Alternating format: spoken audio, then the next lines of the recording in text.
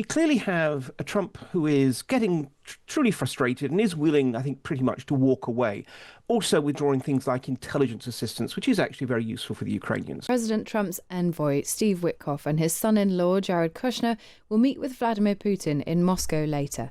The White House press secretary, Caroline Leavitt, was optimistic that the trip could make progress to end the war in Ukraine. And now, of course, Special Envoy Witkoff is on his way to Russia. This is sort of the shuttle diplomacy that you've seen from this administration play out, where we speak equally with both sides. We've put points on paper. Those points have been very much refined. But as for the details, I will let the negotiators negotiate. But we do feel quite good, and we're hopeful that this war can finally come to an end. Well, there's no one better to help us understand what's going on and what could happen today than Mark Galeotti. He is a Sunday Times columnist, former Foreign Office advisor, and the director of the consultancy Mayak Intelligence, and joins us now. Good morning. Good morning. How optimistic are you about these talks happening today? Well, I mean, look, thank you so much for starting me with that one. Look, I mean, I think the answer is I'm closer to being optimistic than I have been at earlier points in this war, but I still think we have to recognise that there are huge obstacles to any meaningful peace, particularly this question of territory in the Donbass being surrendered to the Russians. So, look, I don't think we're there yet, but yeah, I mean, there are reasons to be a little bit more optimistic. Well, shall we start with your reasons for optimism? Because, as you say, I mean, we can come on to talk about some of the areas which have yet to be negotiated fully. What is your optimism based on? Because many people look at this and think, well, Steve Witkoff was exposed for, reportedly, I mean, we've all read the transcript of the phone conversation, leading the Russians down a path to try and get the most out of President Trump, which for a lot of people seemed like the wrong place to be. What's your optimism based on? Well, let's start with that point. I mean, look, Trump does not care about Ukraine. We have to start from that basic depressing point. He just wants a deal. He wants this war, the one that he promised that he could end in 24 hours on becoming president, off his desk. And to that end, in some ways, this is one of the reasons why he didn't show any kind of discomfort at what Witkoff had been doing in essentially coaching his Russian counterpart, because anything that brings a deal closer is good. So we clearly have a Trump who is getting truly frustrated and is willing, I think, pretty much to walk away. Also withdrawing things like intelligence assistance, which is actually very useful for the Ukrainians.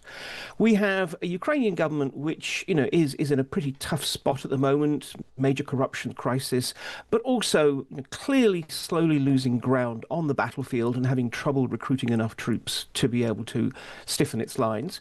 But we also have a Russia in which the country is sliding into recession, in which they've taken 1.3 million dead and wounded casualties. And although Putin is clearly signaling, I'm perfectly happy to keep on fighting until I get the deal I want, he's also signaling that there is at least a willingness to see if he can get that kind of a deal. So, again, this is not the situation in which anyone is just desperate and is willing to give whatever it takes to end the war. But nonetheless, as I say, this is a little bit closer. The circumstances, the stars have aligned a little bit better than they have in the past. And in terms of the things that are yet to be agreed, is that territory issue the biggest one in your mind? I think there's two, really. One of them is actually some kind of cast iron statement that Ukraine will not join NATO. And if some of the leaks that we've seen, which would more or less give Ukraine a NATO-like guarantee without membership, are true, then it might be that that's actually something that they've accepted. But the other one is precisely this remaining 20 or so % of the Donetsk region that Putin is demanding upfront that the Ukrainians surrender, including the so-called fortress belt of cities there. Now, that seems to be something at the moment that Putin is suggesting there is no room for give-in. And likewise, I think that's something that Zelensky, even if he was willing to agree, just politically can't do. So I think that is at present, yes, the key stumbling block to any kind of peace. And do you expect to see any movement on that today in these talks? It's always hard to predict, because what we tend to find is whoever speaks to Witkoff last ends up getting the sense that they are closer to getting what they want out of the deal. So I suspect that what we're going to see is Witkoff will bring some kind of document that has been tweaked to be a little bit more Kyiv friendly. and then the Russians are going to push back on this point or that, and end up thinking that they have got their way. But then Witkoff will have to go back in this shuttle diplomacy, as was pointed out. And essentially, when it comes down to it, we must remember that the Ukrainians, in effect, have a veto. Trump can make whatever deal he wants, but the most he can do is actually just simply throw his toys out of the pram and leave. When it comes down to it, it's Kiev that will decide whether it's willing to give the terms that Russia demands. And so I suspect we're just going to get another round in this long-running soap opera. But I guess that decision by Kiev, if it were to say we reject this proposal, would be based on the notion that it would do that, accepting America could walk away from supplying weaponry, even if it is paid for by Europe. And in that world, you would need to know that a country like Germany or another NATO nation was willing to step up. Do you sense any sign of that? No, well, first of all, remember that the Ukrainians are not going to just simply flatly say, we reject this. They're going to say, oh, we're so close, we just have a few more discussion. It's a little bit like kind of, I don't know, pass the parcel. No one wants to be left with it at the end. So everyone is claiming that they're absolutely committed to the peace process, but they just have a few concerns. In terms of Europe, look, Europe is at the moment saying that all the right things in terms of how much it's committed to spending on continuing to support not just the Ukrainian military, but also, remember, the Ukrainian economy is basically on life support, being kept alive by infusions of European money. The question is whether in the longer term actually Europe can afford this. And this is one of the reasons why they're so desperate to get their hands on these frozen Russian assets that are held largely in what's called Euroclear in Belgium. Because otherwise there is a concern that next year they won't necessarily be able to guarantee the funds that they've promised. And that is a huge, big open question, those funds which are held at the moment. Can I ask you about the personalities involved here? We mentioned Steve Witkoff and that leaked conversation between him and the Russians. Why are we not seeing Marco Rubio attending these talks? And why instead are we seeing Jared Kushner, who is the son-in-law of President Trump? Why is he going along?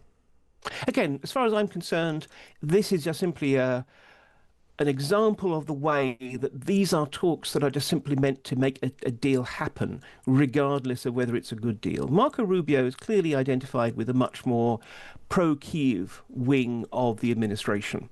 And in that respect, he's currently involved in a sort of low-level guerrilla war with Vice President J.D. Vance, who is much more isolationist and really doesn't want to see the United States too heavily committed to the conflict in Ukraine. He just thinks just let the Europeans sort that one out.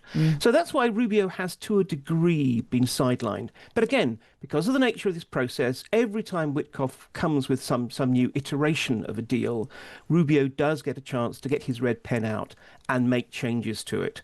So he may not be present at the negotiations, but on the other hand, he will still play a role in the overall process. Well, we will all have eyes on what happens today, as I know you will too, Mark. Thank you very much. A pleasure. That is Mark Galeotti there, a Russia expert. He's probably he's our top Russia expert. Yeah. He knows exactly what's going on. And even he can't really tell us how optimistic we should be. Well, I guess the fact that Mark is more optimistic than he has been previously, and we've been talking about this, haven't we, for such a long time, this idea of where are we at with the talks? We're approaching a deal, we're not quite there, we're not quite there. I do think that suggests that there is something here that both sides think they could work with. The question, as always, is with Putin, is there really an intention to end this war? Exactly. And if there isn't, and actually if we recognise, and we've been told this before by guests, one of the things that sticks out in my mind most about conversations we've had about Putin and the risks involved is the expert, and I can't remember who told us this, but who said the real danger for Putin is if this war ends and his troops start to come back from the front in Ukraine, they bring with them the truth of the situation they've all been put in. And they have families and friends and loved ones who they will tell those experiences to.